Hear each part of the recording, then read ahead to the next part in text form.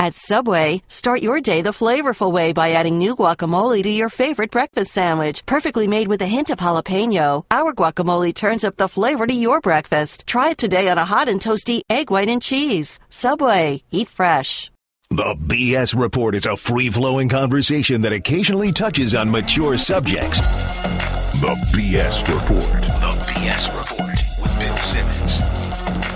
Welcome to the BS Report, taping this on a Tuesday morning, West Coast time. We might have a second guest. I emailed somebody. We'll see if he answers. In the meantime, our lead guest from Greatland.com, our pal Zach Lowe, what's happening? Am I gonna get overshadowed by the second guest? Am I the opening act for like the real act? Is that what's happening here? No, there's no overshadowing. Every guest matters the same on the BS Report. I'm just kidding. It doesn't matter who leads or who follows. Oh, no, I was actually going to have House on, but House is apparently working today. How dare my friends work during the workday? I don't appreciate that at all. We haven't talked to you since you were in Las Vegas for Summer League, which you hate the actual Summer League basketball as much as I do, but you enjoy the festival of networking that exists. Has this become like a real thing? Like everybody who should be there is there, right? Oh, yeah. It's the best traveling event of the year for me, just in terms of access. I mean, other events are more fun in terms of the spectacle and, you know, all-star and finals and all that. Just to be at very meaningful moments is fun. But everyone's in Vegas, you know, and there's no formality. Everyone's wearing T-shirt and shorts. And like you're sitting there, you plop into the Thomas and Mack Center to watch a game. And you don't even realize that like GM X is 5 seats away and the video coordinator of Team Y is down below and wants to say hello. It's like you can't even go 2 minutes without having a conversation with, you know, and it's with people you see 2 or 3 times a year. It's like the Sloan Conference, but with more people and actual basketball. Right. So I like to, one of the best things about going to that is you talk to just a bunch of people and you start to get a feel for what the perceptions are for certain things that have happened, which is why I wanted to have you on because, you know, for lack of a better word, there's a buzz and people are talking about certain things and you can kind of feel opinions skewing certain ways. What was the number one topic that kept popping up when you're in Vegas? The number one topic, it's interesting. I mean, there were a lot of sort of mini topics that came up. I mean, I guess the number one topic was probably Nets jealousy / animosity and the Nets-Celtics trade and who won that trade and why they won that trade. That was probably number one. There was a lot of sort of Laker mocking and glee that the Lakers look like they're going to be bad. Lots of wonky talk about the CBA and stuff like that. But it was mostly, you know, what a great finals that was, and can you believe that Nets-Celtics trade? Really? So Nets-Celtics trade ahead of Dwight Howard going to Houston? Well, you know, I mean, people were so sick of Dwight. Yeah. And, you know, he made his decision, you know, and it was over. And I think there was just more relief it was over. There was definitely some talk about, you know, like how good are the Rockets going to be? Do they need another piece? Who is that piece going to be? But people were done with, I mean, the Lakers, the laughing at the Lakers was Dwight related, obviously. So there was a lot of that. There's, you know, but people are they're done with Dwight. They want to see the Rockets play, and they're just not interested in the story that much anymore. It's sort of an off-court drama. I think the league has moved on from that. It's funny that you said there are people out there who resent the Nets because if the Nets end up paying $90 million in luxury tax, that's over $3 million a team for any non-tax team, right? Oh, believe me, they couch their resentment with, well, you know, on the plus side, we're getting all these millions from Prokhorov, and that's not so bad for us. So there's definitely, it definitely cuts both ways. I mean, people just look at the Nets as unaffected by the CBA and the way that other teams have been, and there's some sort of jealousy about that. And the Karolinko deal, and I don't remember the exact timing of the Karolinko deal, whether it was before Vegas or after Vegas, but that took the animosity and jealousy to just unprecedented levels. Right. We haven't really talked about what the Nets look like right now because, you know, some stuff fell into place after I think the last podcast we did. The Karolinko signing was really, really interesting. And trying to think of like what this team is going to look like in crunch time, because obviously that's how you have to, no matter how many moves somebody makes, you still have to look at, all right, who are the 5 guys that are going to be playing the last 4 minutes of the game? And conceivably, they have Lopez, they have Garnett, they have Karolinko, they have Paul Pierce, they have Joe Johnson, they have Darren Williams. Like 5 of those 6 guys are going to be playing in crunch time. Karolinko, put with Garnett, I think would be really effective defensively. I'm actually not sure. It seems like they'll have options, but here's the catch: is that they have a guy who's never coached before. How do you feel about that top 6? I like it. I mean, I think the Nets are going to be really, really good. And part of the Nets skepticism around the league, and there's a lot of it. There's a lot of people who think, the Nets have paid $1 gazillion for the number 4 seed, which they were last year. And I actually, they may well finish at number 4 only because the East is so loaded. And the difference between 2, 3, and 4 may be nothing, maybe one game here or there. But I think they're really good. People want to compare them to last year's Lakers as sort of the old guy team that shows if you put all these old guys together, despite how glittery the names are, it could fail badly if they're not healthy. And I don't think that's a fair comparison. The Lakers had 4 good players, and the rest of the roster was basically sub-replacement level. The Nets are 9, 10, 11 deep in really quality NBA players. And Karolinko was the signing that sort of cinched that, because he could play lots of different positions. He can help you play small, play big, guard any perimeter player for a possession or 2 late in the game. And people forget Jason Terry is on the team. Like they're really, really deep. And I think they're going to be really, really good. And the crunch time lineup thing, I think that can get overblown sometimes. I do think it's an issue, but they've got a lot of options and a lot of interesting pieces. And there are going to be some games where Pierce is the odd man out, some games where Johnson is the odd man out, some games down the stretch for the last 2 minutes where Brook Lopez, depending on the situation, might be the odd man out and KG moves over to center. They're going to be really, really good. That's kind of where I was going with that, because I really like Brook Lopez. I think he's the best offensive center in the league. But you could see situations where they just say screw it and they go with KG and Karolinko and Pierce and Joe Johnson and Darren Williams. Or you might see a situation where they go big and they play Pierce at the 2 guard. As I've been kind of getting some distance from that trade, because losing Pierce 15 years with that guy, it was hard not to focus on that for a while. But now, really trying to look at what this team's going to look like. It's the most fascinating team in that conference from a basement ceiling standpoint. I agree with you. I don't think there's any comparison to last year's Lakers. They're a much deeper team. They can play defense. They have multiple scorers, and I also think people are really sleeping on Pierce, who, as we've talked about on this podcast and I've written about and you've written about, the last 2.5 months of the regular season last year was excellent. It was either the 6th or the 7th best forward in the league. And also in a contract year, which I don't think you can sleep on. I mean, he just got traded by the Celtics. He's in a contract year. We know that he's a hard worker. I think he's going to be in phenomenal shape. I think he's going to be really motivated. My X factor for this trade is how many minutes Garnett's played, because Garnett will play this year, because everybody I've talked to seems to think, even Garnett now is saying, look, I can't play that many minutes anymore. I think that's last season took a lot out of him. And I think he realizes he's a guy who during the regular season should be playing 20 to 25 minutes a game. And then maybe you ratchet that up during the playoffs. I think that was one of the reasons the Celtics traded him, because he was pretty honest with them. He said, I can't, what we did last season, my body can't do that again. Now, my question is this: could you bring KG off the bench?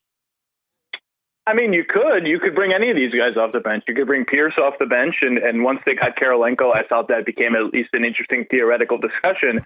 But the sense I've gotten from the team is that it's not a real discussion, that you just can't deal with those egos in that way. And my expectation is that they'll both start. And the KG thing is, to me, look, there are 2 things that could go wrong for the Nets. And one is just sort of general health problems. And the second specifically is that KG, for whatever reason, can't be KG, because he's the difference between the Nets being probably an average defensive team and potentially a top 10, top 8 defensive team that you really need to be if you want to win the title. And the minutes thing is huge, and it's huge because, KG is still a huge difference maker, a huge culture changer when he's healthy, the anchor of a really good defense, for essentially his entire career. But if you look at the rest of the big men on that roster, if you take KG and you put him on the bench, do you like Blatch Lopez? Do you like Evans Lopez? Do you like to go small with Karolenko? Do you think Toledovich is going to get minutes this year? I don't see a two-man big combination that I love that doesn't include KG, or maybe even that I trust. And that makes me a little bit nervous, but they have the luxury that the Celtics didn't have, which is they can compete and go on winning streaks and be totally fine if KG basically never plays in the regular season. Right. And they could also do the thing, which is something the Celtics did last year. They'd play him for 6 minutes. They'd take him out for the whole rest of the first quarter. The Nets conceivably could start him playing 6 minutes, bring him back for the last 7 minutes of the second half. He could play 20. This is probably what they'll do. He'll play 25 minutes a game. I really like the combination of him and Brook Lopez because, as we know, KG is a perimeter guy. He's not somebody that he doesn't like posting up. He likes hanging out near the foul line and coming flying in. And Lopez is a really good low post player. The more I look at this team, because of the depth, because there's going to be so many teams that might throw away this season, this secretly could be like a 60-win team potentially. Now, I wouldn't be surprised if it went the other way too, because as a lot of people have pointed out, and the recurring point that people make when they look at this team is that it still depends on Darren Williams, and he's still the quote-unquote straw that stirs the drink on this team, and nobody trusts him, and nobody trusts his personality. There seems to be real questions about him and KG, how that's going to work out, KG's force of personality versus Darren Williams, who's sulky, who gets moody from time to time. Nobody knows how that's going to play out. And then you would think KG and Pierce would be real assets for Jason Kidd, but I don't know, man. I get nervous with first-time coaches. Like this is literally he was playing last year. How do you feel about him as a first-time coach? I think he just missed like 20 shots in a row like 5 days ago, it seems like. I know. Or ended a streak of 20 missed shots in a row 5 days ago. But, I mean, look, this is the great unknown, right? We have no idea how Jason Kidd is going to be. We can assume at least to some degree that Lawrence Frank and some of the other guys they've gotten who have been around the league a long time will be, I mean, particularly Lawrence Frank, who's very close with KG particularly, will be a sort of a co-head coach. And I think that's the way you have to look at it. But yeah, I mean, they have, I think it's not even just the personality issues that you bring up. And there's another one that you didn't bring up, which is, Brook Lopez has traditionally not really responded very well to KG's sort of lunatic brand of leadership. Brook is a different sort of fun, not soft, but he's not going to like getting screamed at by a crazy person. And I think there's a little bit of worry internally about that, but these things are going to work themselves out. And you're right. It's going to be fascinating to watch them play offense because they've got these two really good big men, both of whom are good on the pick and roll, which is D. Will's, bread and butter to some degree at least. And then you've got Johnson and Pierce, who are not just spot up shooters, and they're going to have to be spot up shooters for a lot of possessions, and just keeping the ball moving and splitting up everything. It's going to be fascinating to watch how they do that. But, the flip side of that is for all the attention we'll pay to that, just walking on the court, they're a top 10, probably a top 5 offense. And you think they're no lower than top 4 in the East. I think at the very least, that 4 spot is between the Nets and the Knicks. I just like the Nets team better. I think they're going to be better. I think Chicago, the East is really interesting now because you have Miami, you have Chicago coming back, and they'll be number 2 or number 3. And then Indiana, terrible bench last year. And they addressed it. They got Scola, they got Copeland, they got C.J. Watson. At the very least, they go 8 deep now. And last year they went 5 deep, and one of those 5 was Lance Stevenson. What did you think of the Scola trade? Because this is somebody that you don't want him on a bad team playing 35 minutes a game. But if he's coming off your bench and carrying your offense, the second team offense for 8-minute stretches each half, like that's actually perfect for him, right? Yeah, I like the Scola trade. I like it for both teams. I think Phoenix did really well to get essentially 2 first-round picks for, I think Scola's 33 and clearly on the decline and probably shouldn't be starting for a good team. Even if those picks are Plumlee and, the 25th pick, that's what you do when you're a bad team. You build up assets, and to get 2 of those picks in this market for a player like Scola, is really good. And Scola will fit well in Indiana. He can fit on offense anywhere. And the Pacers have the pieces to not hide him on defense, but to sort of contain the damage he does by being out there. And it's just going to be interesting to see how they stagger those minutes because, Vogel during the regular season loves playing Weston Hibbert together and then playing Mahinmi and, backup power forward X, Hansbrough last year, Scola now together and having a lot of bench guys on the floor at the same time. And he changed that in the postseason, and it will be interesting to see how they fit because Scola's played a little backup center in small ball lineups. I wouldn't want to use him there. And, is he good enough? Is the bench good enough offensively now to live with Mahinmi, Scola, and a bunch of the backups that they have? Are they going to score enough there? It's an interesting mix, but he'll work for them. He's a smart player. He's a good passer. He can do a lot of things from the high post. I like him. I forgot about Mahinmi. I mean, when he's your ninth man, that's not the worst thing in the world. True or false? 4 teams in the East could win 58 games this year. I mean, I want to say true in theory, but when's the last time that actually happened? 4 teams winning 58 games. The Pacers won 49 games last year. People are talking about them like they were a powerhouse because of how well they played in Miami. And I think they're really good and guaranteed a top 4 seed. They also just won 49 games. And, that's nice. It's not like, 60. Right. Well, I was thinking if you're looking at this year, it's almost like you have to think of it like an expansion year, right? Because we could have as many as 8 teams that just throw in the towel in December. And if that happens, all bets are off. Like here's the 1996 season, which was the year the Bulls won 72. Orlando won 60, San Antonio won 59, and Seattle won 64. So you had 4 plus 58 win teams. Now the catch here would be all 4 of them would have to be in the East Conference for that to happen. Right, and you assume a couple more 58 win teams in the West too. Right. Which is why I think 3 of the 4 could potentially get here. Here's the 97 was another screwed up season because of the post expansion, but Miami had 61, Knicks 57, Chicago 69, and Atlanta 56. And then Detroit and Charlotte 54 each. You had 6 teams with 54 plus in the East, and then in the West, Utah had 64, Houston and Seattle had 57, the Lakers had 56. I do wonder if this is going to be one of those years like those mid-90s years where you just have 7 or 8 teams that are just guaranteed wins every night you play them. Especially, the X factor would be the Celtics and what they do and whether they decide to just throw away the season or not. But assuming that, that's the direction they go, you really could have 8 or 9 terrible teams. So were people talking about that in Vegas?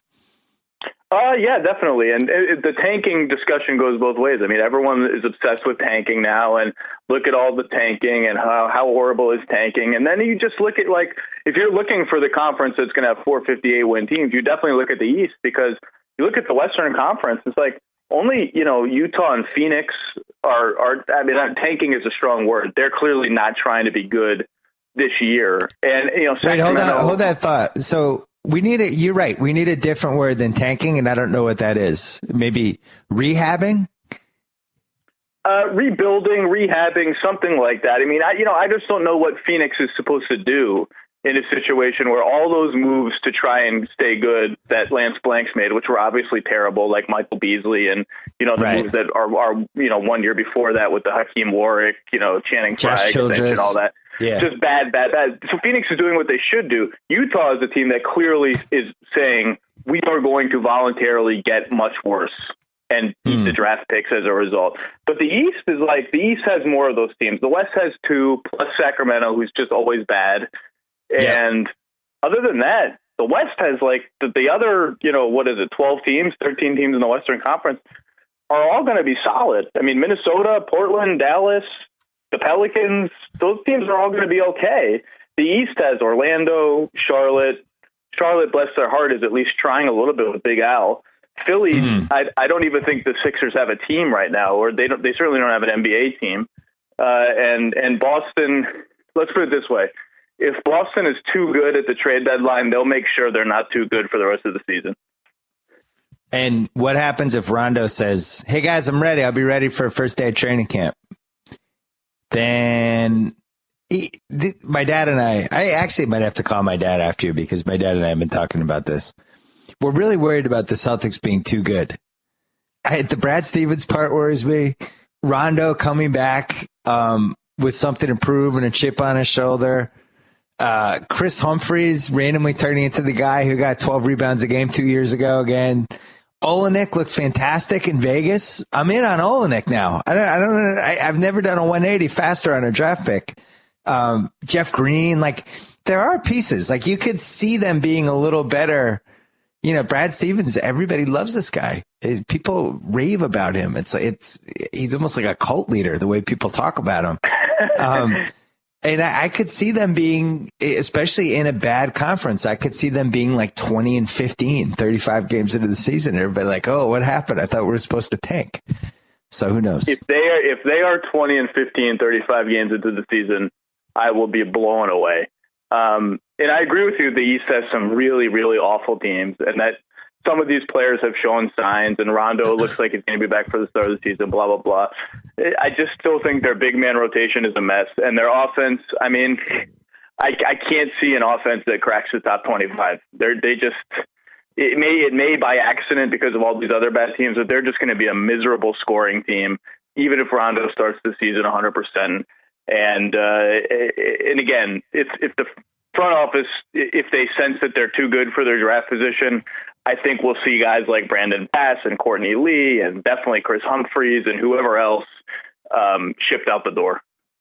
What did you think about Mark Cuban's long blog post this weekend about why he made the decisions he made over the last couple of years, and specifically the part where he said he felt like so many people were going a certain way competitively that he actually thought it was smarter to go against the grain and try to get a little bit better right away, and that was where the value and efficiency was. I thought it made sense in a lot of ways, and I actually found myself nodding as I read along with it. What'd you think? Yeah, I mean, it's a classic way of thinking, right? The sort of less fancy way to put that a lot of NBA guys use is, when everyone else zigs, we zag. And, I get, there's something to that. I get what he's saying, but, it's not as if this was their plan. This was the plan they cobbled together when plans A, B, and C all failed. Yep. And D and E.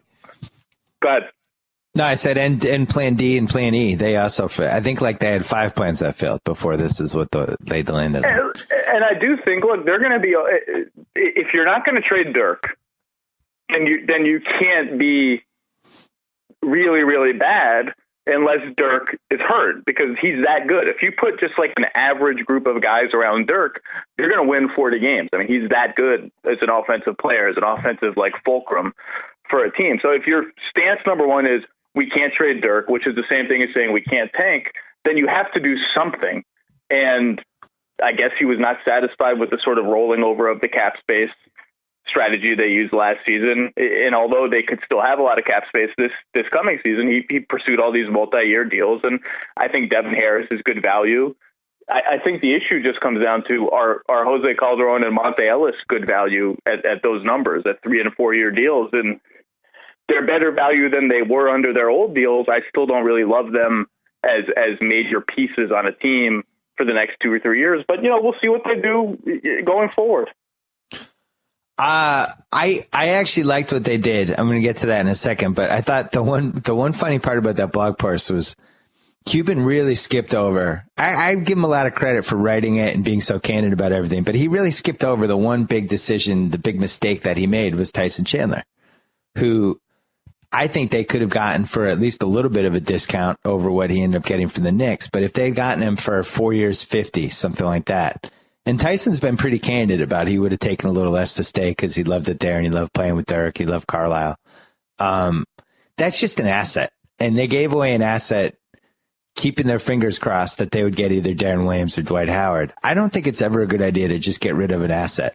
And I do think, and he was a little candid about that in the blog post about they weren't expecting the season to happen. I hadn't heard him say that before. He thought the season was getting canceled, and within a week, all of a sudden there was a season, and it was a mad scramble. and they obviously put together some sort of plan that turned out to be a disaster. Last year's plan was less defensible because the guys they were going for stopgap guys were, Chris Kaman and Elton Brand. Like, you're not going anywhere with those guys. I actually liked, just in a vacuum, paying Calderon $7 million a year is not a bad thing. Like, I like Calderon. I thought Memphis should have kept him last year. Monte Ellis, who I think has just been raked through the coals left and right because his flaws are so obvious.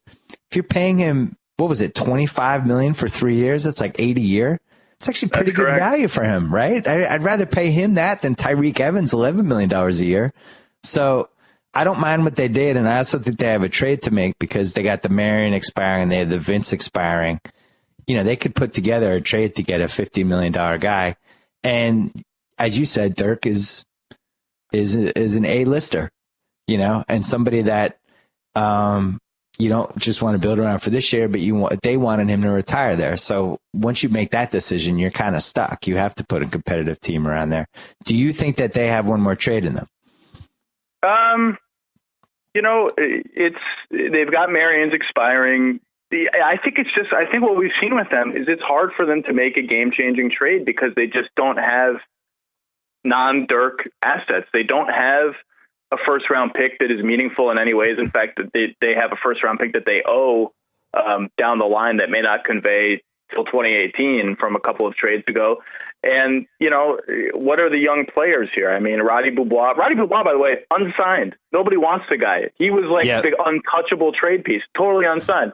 And now he's gone probably. And I don't know, Marion's expiring plus whatever they have is not going to get you a meaningful piece at this point. So I don't know if they have a big trade left in them with this roster. I think they're left to wait until some of these other deals come closer to expiration. I like the Brandon Wright deal. I mean, that's a tradable piece. They might have something, but I don't see a trade. I don't think they have like LaMarcus Aldridge pieces. Let's put it that way. Right. And you just brought up the key point with Dallas and the reason why, they're not a title team. They did a horrible job with the draft. They really, they year after year, they didn't do well. And, this is a team that for a few years there, the Dirk, Nash, trading for Nash after a year, Dirk drafting the trailer trade where they ended up with Dirk's rights, the trade that got them Jason Terry, the trade that I forget how they got Devin Harris. I think they traded for that draft pick. They drafted Josh Howard. Like, they had a nice little run there.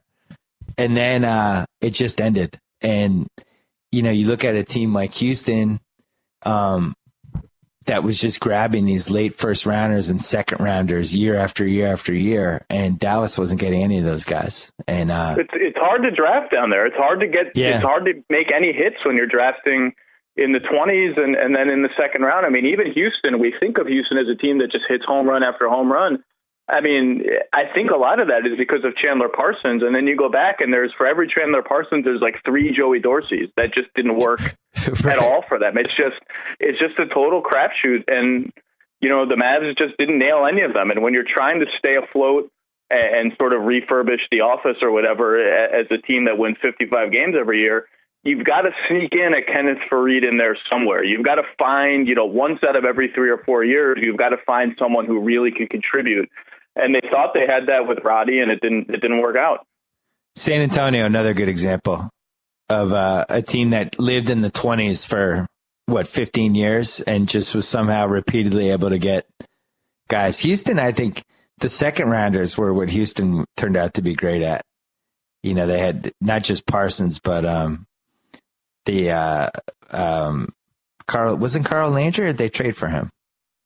No, that was theirs, and they. There was one other one too. There was 3. And they got unsigned guys like Patrick Beverley, who was a Heat draft pick, and Greg Smith, who was undrafted, and they've gotten some pieces there for sure. I wrote about this last week in my NBA column about the difference between what Dallas did and what the Celtics did, and it was basically the same decision, right? Dallas said, "We want Dirk to retire with us. He won us a title. We're taking care of him." The Celtics said, "We don't want our team to grow old. We got to trade our guys right now while they have any value. We got to rebuild." And Pierce, to his credit, brought this up in an interview, and does seem like he he's wounded by how the whole thing was handled, and I actually think he should be. But this is the fundamental choice of an aging contender, right? You either go down in flames with the guys that got you there, or you blow it up and rebuild. If you were running a team, what would you have done? Well, they tried. I mean, that's what last offseason was we're going to go down in flames with these guys by trying to supplement them with a Jason Terry here and a Courtney Lee there, and maybe we get something out of Jeff Green, and you try to sort of have it both ways, where you get some guys in their mid to late 20s who will still be contributors for you down the line, and you keep the old guys, and it just didn't work. It's hard to, some of the younger guys didn't work out. Courtney Lee didn't work out. Avery Bradley didn't progress the way that they thought he was going to. Jeff Green was hit or miss and finally sort of hit by the end of the season. And then by that time, Pierce was hurt. KG's always dealing with stuff by the end of the season. And it just and then, of course, Rondo gets hurt. It's just hard to do. And I don't think there's any way to argue that unless they could swing a trade for a young guy who can walk in and be a number 1 or 1A option, and they don't have the assets to do that, I don't see, another easy path to relevancy other than the one that they took with Brooklyn, in a trade that the buzz around Vegas was the Celtics hit a home run with that trade. People are shocked by how much value they got. I don't see, they tried, it didn't work. And once it doesn't work, you just reach a point where the old guys are too old, period. And Rondo's hurt, and, you just need to move on. I liked what they did. And I think there's an argument to be made that maybe they waited a year or two too long, but their playoff success made it hard to cut bait. Well, and also, like, you look at last year, and if Rondo doesn't get hurt, there is a chance they sneak into the Eastern Finals again, right? It's not like that second spot against Miami was wide open, then Rose never comes back, and the Knicks fall apart. Like, the mindset behind that trade wasn't the wrong mindset. It was, when losing Rondo was a disaster. Now, on the flip side, they weren't playing that well before Rondo got hurt, so maybe it was over. Who knows? It's a great what if. Speaking of what ifs, the basketball, what do we call it? The intelligentsia community? Something like that. That works. Everybody just delighted by what the Pistons did from a league pass standpoint. So much to love here. You wrote about it last week, but we got to cover this really quick. You got Brandon Jennings and Josh Smith, who are probably two of the 4 most polarizing players in the league, right? Would you, 2 of the most 5 to be safe, would you say? Yeah, they're up there. That's a great team, though, all polarizing team. Monte Ellis is probably the captain. Josh Smith is up there. Brandon Jennings can be the point guard. There are a few other great candidates for that team, but they're up there. You wouldn't say Russell Westbrook's the captain? I think he's overcome it, at least among people that I sort of think know the NBA. I think the Russell Westbrook thing is over. And, of course, the guy I wrote about today, Boogie could be our starting center. You're right. Boogie's on there. Heartbeat. So Boogie, Josh Smith, Brandon Jennings, Monte Ellis, and who's the small forward? Oof. I don't know. We could spend all day on this. Let's see who's a good small forward for the Iguodala. Maybe can we slide him to the 3, even though he's a little bit more of a 2? He's played both wing positions. Rudy Gay. That's who it is. Is Rudy Gay even polarizing anymore? I feel like everybody's out on Rudy Gay. Yeah, he may be on the opposite end of the Russell Westbrook. Is he polarizing anymore scale? But I think he's a good choice. Nick Batum could be a sneaky good choice depending on how he plays this year. Anyway, I like your Iguodala call because I've talked to a bunch of people, as I'm sure you have, that really are concerned about that fit on that Golden State team with him. Even though everybody likes the stuff that he brings to the table in a vacuum, the identity of that team was that everybody could shoot threes, and that's what everybody was terrified, like going forward rest of the decade with that team, where you had Steph Curry and Klay Thompson and Harrison Barnes. You had these 3 guys potentially who all have 25-foot range, and that was kind of their identity. And now you talk to people and they say, well, now our guys just won't guard Iguodala. Just let him shoot, please. By all means, knock yourself out. And I do wonder if that signing is going to be weirdly counterproductive. What was the buzz that you heard on that whole trade? People like that. People are lukewarm on it for the reasons that you say, and because Jack and Landry are both gone now. But those are sort of not necessarily connected events. They like that Golden State got themselves out of the luxury tax. The buzz was, those first round picks they gave to Utah aren't going to amount to much, for that cost, getting under the tax or away from the tax and getting a player of Iguodala's caliber. And they did it in a way that they still had the mid-level exception to use, and Spates and O'Neal and Douglas and blah, blah, blah. People like it. Iguodala, it's funny. He is such a, what's the right way to put it? He's always moving, and he's so active that his shaky shooting doesn't bother me as much as it does with someone like a Tony Allen or a Tayshaun Prince. And even Tayshaun Prince isn't really right. But Iggy is he's always cutting and slashing. He's a good passer. He likes to catch the ball on the move, and he can actually do something with it when he does catch it on the move. I think he's going to be less damaging to their spacing than some people might think. But it's not even NBA people as much as there are an astonishing number of fans who just don't think Iguodala is a very good player. And my Twitter feed blows up with he's not even a star. He's average. He's blah. He doesn't do anything. And I'm like, my God, people again, they don't appreciate defense and passing and little stuff. And Iggy does all that. Yeah, and there's also not a lot of people in the league like him, which is your biggest defense for that move is, and I wrote about this last week, but, if you're just judging people by going to that finals, especially Game 6 and Game 7, and just who could have survived that atmosphere, and this is why you and I both love Kawhi Leonard. This is a guy that the intensity rose, and he rose with it and was one of the 4 best guys in that series. Iggy is somebody that has proven that he can play in games like that. And that would be the best reason you could say to get somebody like him. Wait, we did I accidentally directed you on an Iggy tangent. We were talking about the Pistons. Yes. Josh, first of all, a couple things to love here. 3 lefties in the starting lineup now. We're getting very, very close to my dream of the all Southpaw starting 5, right? Josh Smith, Greg Monroe, and Brandon Jennings. Yeah, they're copying Memphis in every feasible way. We're going to go big. We're going to load up on guys who don't shoot very well, and we don't really care about it. And we're going to have a lot of lefties. I think there's secretly Hollinger may be helping out Joe Dumars with some of these moves. Yeah, there's something with the lefty. I did something with James Harden last week where we were hanging out, and it wasn't just me and him, but this thing we did that we're going to run some video on Grantland eventually from it. And we were talking about lefties. And every time I talk to a lefty, I love asking them, how many points a game do you think it's worth? Because what happens is people get tired and they just forget. It's hard to imagine somebody forgetting that James Harden's left-handed, but when you've been running up and down for 2 hours and whatever, it's your 4th game in 5 nights, and you're on the 3-point line standing in front of him, and you just blank for a second. And all of a sudden he's going left. He's going right by you. Anyway, he said it's worth 6 points a game, which I thought was interesting.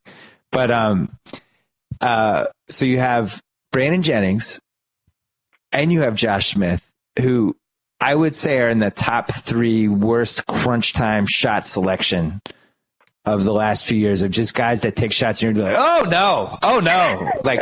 You get those reactions. So now they're both on the same team.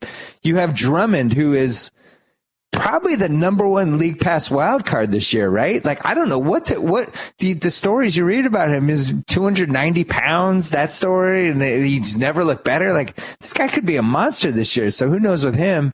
And then they have the random, the Luigi guy from Italy, who's all he can do is shoot. I like that, the Luigi guy. The Luigi guy, that's what I call him.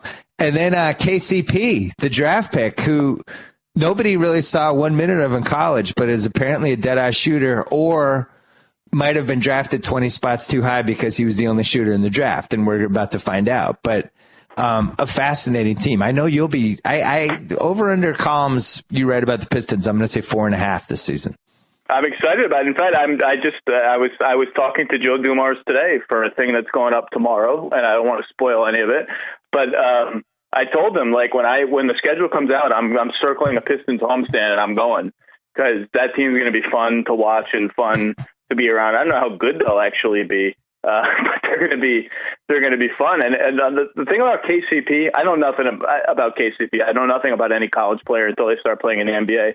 Turns out that when you go by 3 initials instead of 2 or instead of like A-Rod and all these other stupid nicknames, KCP sounds like a WWF wrestler. It's like, maybe it's because of RVD. I don't know. It just sounds so much cooler if you go by 3 initials. I agree. And I was reading about the Greek guy that the Bucks drafted, and they were talking about what they're going to call him because his name has like 30 letters in it. I'm not even Giannis Akokopatupo. I'm not even going to attempt it. I've written it about 4 times, and it's a disaster for me to write. Jalen thinks they're just going to call him Poe because the last 2 letters of his last name are P.O., and he said that the NBA guys are just going to look at that name and just call him Poe.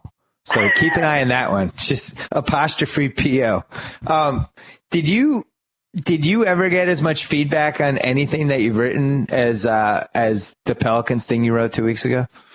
Sadly, I got a disproportionately large amount of feedback on the Pelicans, on my piece arguing we should call them the Pellies, which is wildly unpopular, but I'm going to keep doing it anyway. In terms of the ratio of like actual value to feedback was at an all-time low or an all-time high if you flip those. It was like, this is a total throwaway gag, and it turns out people are like really, really, really emotionally invested in a very stupid thing. Yeah, listen, you did a great job at tapping into something that was absolutely ridiculous and yet totally compelling, and I loved it. And I think it's going to. You inadvertently stumbled across the answer as you were sorting everything out mentally, which is it's going to be the Pels. That's where we're going to end up on this. I was hoping it was the Cans, not for the juvenile reasons you mentioned, which are also pretty funny in the column, but just because I just think it would be fun to have the New Orleans Cans. I'm in on that. It just said like us taking all the other stuff aside, the Cans is just like a strong name. It actually makes me think of like soda cans. But I think it's going to be the Pels for the same reason you mentioned in there, which is how did the Mavericks become the Mavs? Like we just kind of all started calling them the Mavs. There's no rhyme or reason to it. And I think this is what's going to happen here. And that's I believe the minor league baseball team there that either still exists or used to exist that also goes by Pelicans or went by Pelicans. I think they were sort of universally known as the Pels, which I should have mentioned in the piece, but didn't. So there's some sort of local historic precedent for it. It's just boring. I can't get behind it. I can't get behind Cans only because so many people are going to use yes, they can, and the Pelicans when they go into losing. I can't get behind those lazy puns. I just can't do it. Did you agree with me that the Pellies sounds like a MISL team from the 1985 season? I don't even know what the MISL is. Wasn't that what it's called, the Major Indoor Soccer League? Oh, yeah. Okay. You can't use soccer-related acronyms with me and expect me to understand what you're talking about, other than maybe MLS.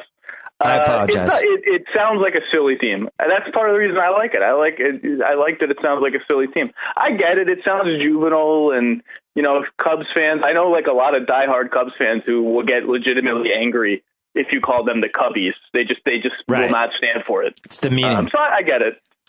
So what was the consensus opinion?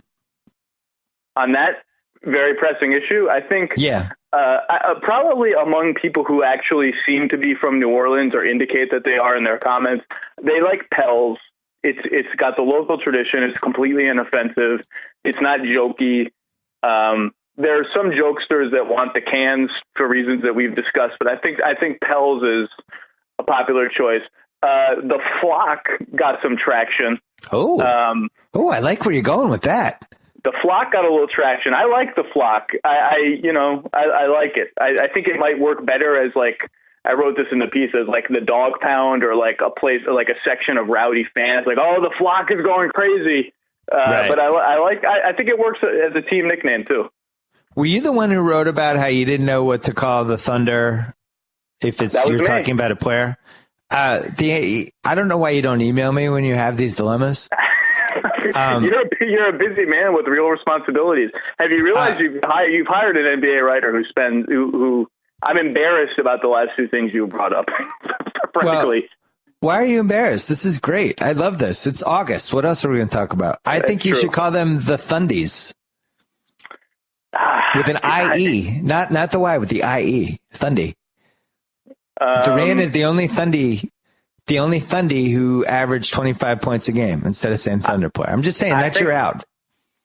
I mean, I think Oklahoma City fans would be hostile to that for the same. It's like Pelly, except it sounds like undies. I just think it's got a lot of things going against it.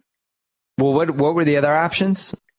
I got a few suggestions that a singular for a Thunder player could be a Thunder clap or just a clap, which I kind of like. The clap. He's the only clap. That's not bad. That's not bad. A bolt? I don't know. There are a lot of names in transition this year because now it looks like Charlotte's going to be. That's official, right? They became the Hornets. Happening. It's going to be 2014-15. But right. So that's happening. By the way, there's been some breaking news, by the way, that I think you will. I think you need to know right now. Okay, what is it? Michael Beasley has been charged with possession of marijuana in the Arizona, in Phoenix somewhere, according to my Twitter feed. So the Michael Beasley signing continues to go very well for the Suns. No one saw that coming, by the way. Not a single person predicted that Michael Beasley would be a flop with the Suns. I do feel like if I ran a team, I would have like 5 writers. Like I'd have like you and Henry Abbott and 3 other people just to float out an idea like that. Like, hey, what would be the reaction if we signed Michael Beasley for 3 years, $18 million? And then you just get back all these emails in capital letters, no, with exclamation points. Like, oh, okay, good. Thanks, guys. Thanks. We'll stay away from that. Are there any other teams that you think are going to change their name? Because this is kind of, sometimes these things happen in waves. I mean, look, everyone's waiting on the Jazz, right? They're part of this sort of Hornets, Bobcats, Pelicans, Jazz, like trifecta of mismatched nicknames that need to be fixed.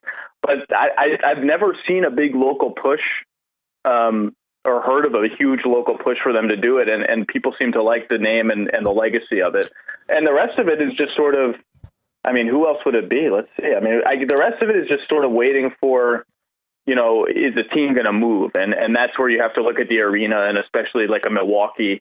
If they ever move, will they still be the Bucks? And Memphis, I mean, look, Memphis, they can't change now because like the Grizzlies are a thing, and the team that they have is like tough and will maul you, so it kind of works. And the Nets is the other obvious one. And then there's been a lot of, ideas kicked around for now that they're cool and they're in Brooklyn and people actually like realize that they're an NBA team. Maybe it's time for a better nickname than like the inanimate object that is attached to a rim. Right. Well, you say the Jazz is a ridiculous name. It can't be more ridiculous than the Los Angeles Lakers. I still think that's the number one. The NBA is filled with stupid names. If you start thinking about what these names actually are, it's like some of them are just beyond stupid. What's a really, really underrated great nickname is the Houston Rockets. I would say if you're going to rank best nicknames matched to the cities 1 through 30, that's got to be in the top 3 because of the NASA connection. Just a really well thought out name. I appreciate it. Ooh, that sounds like a good column, frankly. I mean, I know that you've owned the nick that you created and paved the nickname lane. You should keep this going. Nickname and mascot related reportage. That's you. Me. That's you and all UConn women basketball happenings. Oh yeah. Swin Cash, by the way, still won't follow me on Twitter. I think she knows that I follow her. I've sent her a couple of tweets over the last 6 months since our All-Star break meeting. Still hasn't given me the follow back. It hurts. It hurts me a little bit. You should stand outside her house holding a boombox. Yeah, that'll get me fired from Grambling pretty fast. The other name, by the way, that should change and may change in the next 10 years is Wizards. Nobody likes that name. I think that's going to be in the next 3 years. And I also think there's 2 teams that maybe not a terrible idea for them to change their name just to give themselves a new identity. One is the Toronto Raptors, who you're really talking about almost 2 decades now of just complete abject unhappiness. And that's always in the ether up there, by the way, especially with the new ownership structure and Tim Luecki and all that. That's in the ether. That could happen. And then the other one, where is it? I just had it. You could talk me into an Orlando Magic name change. I could get behind that. My worry is that it would get more Disney-fied than it already is. What about Timberwolves? Do you have any loyalty to Timberwolves? Another team that's mostly associated with failure, and it's sort of an unremarkable nickname. I could get behind a Timberwolves change.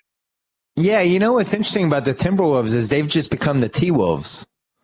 Nobody ever actually says the word Timberwolves. They just call them the Minnesota Wolves or the T-Wolves or what positive memories do they have of that franchise other than the one KG run in 2004? I think you're right. Not many. That last thing, and then we'll let you go. Explain to me the Pekovic thing. How is he not signed yet? Oh, there are many theories floating around the Pekovic thing. Many theories. One is that Minnesota has waited so long now on purpose that the only team left with a lot of cap room is Philadelphia, who has no interest in being good next year. Although I think it would be sort of sneaky fun if they just decided, what the hell, this guy's in his mid-20s, let's just get him. Yeah. Or let's just try to get him and at least make Minnesota match. And so the Wolves have him not over a barrel, but they know that they might be able to squeeze a little bit smaller a deal out of him. The other theory is that he doesn't want to play for Montenegro in Eurobasket, and I think today the news came out that he's officially or semi-officially not going to play, and that the negotiation delay sort of gives him an out in that regard. I didn't have time to train. I was in negotiations, blah, blah, blah. So there are a couple theories floating around. It might be that he wants the max, and Minnesota is like, we want to give you sub-max or, a few $1 million less than the max, which is totally justified. It's not like he has a long NBA track record of, fantastic all-star level play. He's a very good player. It just could be that they have him over a barrel a little bit. I don't understand this, though, because the NBA is allegedly a competitive league where teams are trying to get, one-upmanship on each other. One of these teams should have at least put down a 4-year, $52 million offer that Minnesota, obviously they don't want to pay that much, but they'd have to because Kevin Love would flip out if they didn't. And all that does is give you a better chance to maybe get Kevin Love in a year or two or whoever. Like it would hurt the Timberwolves to have to pay him $13 million a year. He's probably worth, I would say he's worth 10, maybe 11, but in NBA dollars, he's worth 13. I don't think there's really much question. Why could he potentially just accept the 1-year qualifier and become unrestricted next year? That's connected theory that's floating around. That's always possible, and it's very rare for players to do that. But the players that have done that are in that Pekovic sort of skill area where they're not clear max level stars, but they think they're really, really good, and they'll get a big deal if they just wait. And Ben Gordon and David Lee are sort of the best examples of that kind of level player that did that. So, there's some precedent for it. It's never an ideal outcome for anybody, but maybe he will. There's no potential sign and trade here, right?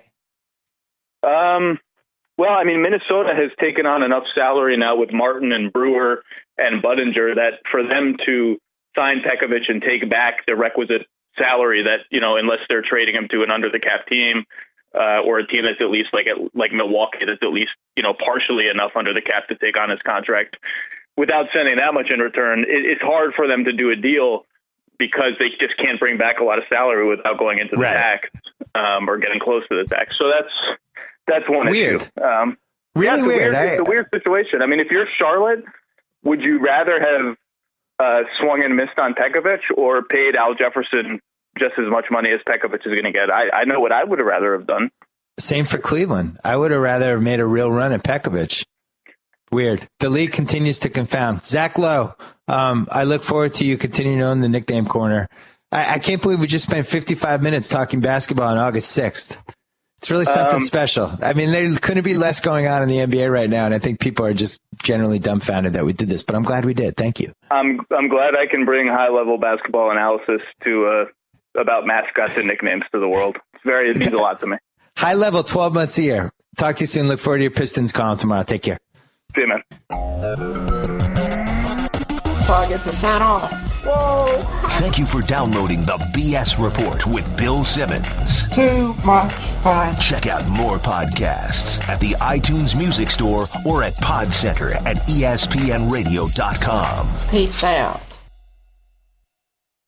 Gotta say, Golick, great call on grabbing Subway for lunch and getting guacamole on our subs. Told you this new guac really amps up the flavor. Yep, something adding up things can be great. Guacamole on your sub, a new co-host to replace you. What was that? Oh, no, nothing. Subway now has deliciously rich new guacamole made from ripe Hass avocados with just a hint of garlic, onion, and jalapeno. Discover how new guacamole turns up the flavor on any of your freshly made favorites. Subway, eat fresh.